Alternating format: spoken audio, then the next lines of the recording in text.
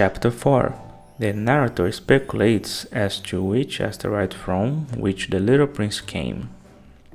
I had thus learned a second fact of great importance. This was that the planet the little prince came from was scarcely any larger than a house. But that did not really surprise me much. I knew very well that in addition to the great planets, such as Earth, Jupiter, Mars, Venus, to which we have given names, there are also hundreds of others, some of which are so small that one has a hard time seeing them through the telescope. When an astronomer discovers one of these, he does not give it a name, but only a number. He might call it, for example, asteroid 325. I have serious reason to believe that the planet from which the little prince came is the asteroid known as B612.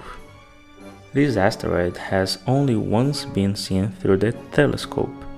That was by a Turkish astronomer in 1909.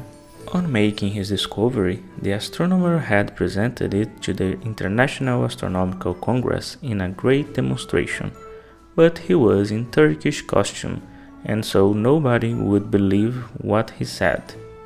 Grown-ups are like that.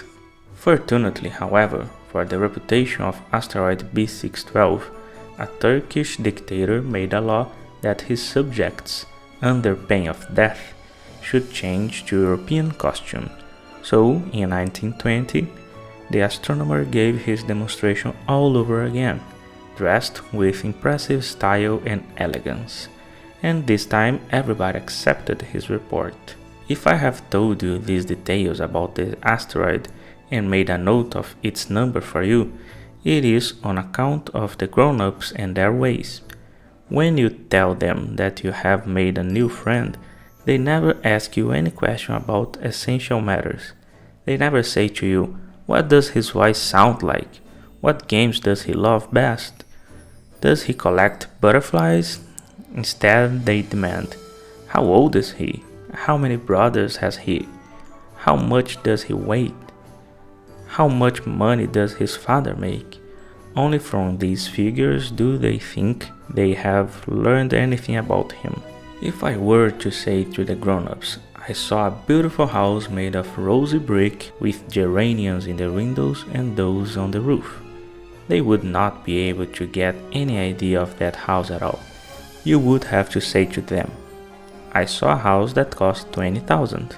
Then they would exclaim, oh, what a pretty house that is. Just so you might say to them, the proof that the little prince existed is that he was charming, that he laughed, and that he was looking for a ship. If anybody wants a ship, that is a proof of he exists. And what good would it do to tell them that? They would shrug their shoulders and treat you like a child. But if you said to them, the planet he came from is asteroid B612, then they would be convinced and leave you in peace from their questions. They are like that. One must not hold it against them.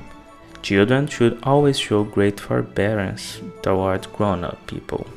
But certainly, for us who understand life, figures are a matter of indifference. I should have liked to begin this story in the fashion of the fairy tales.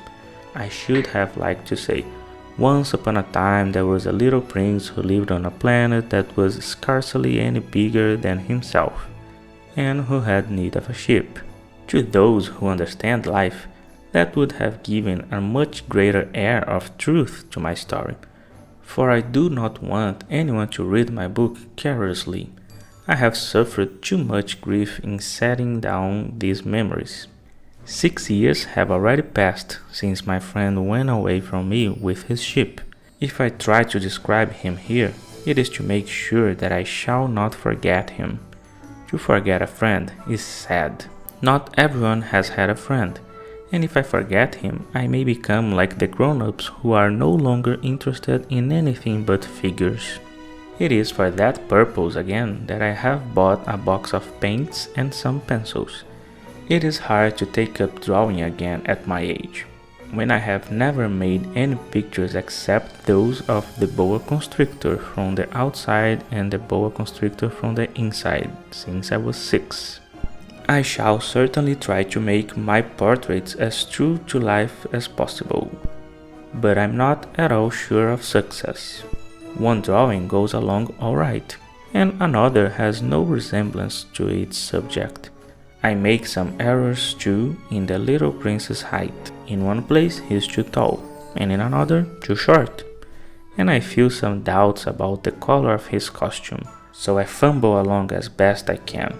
Now good, now bad, and I hope generally fair to middling. In certain more important details I shall make mistakes also, but that is something that will not be my fault. My friend never explained anything to me. He thought perhaps that I was like himself. But I, alas, do not know how to see sheep through the walls of boxes. Perhaps I am a little like the grown-ups. I have had to grow old.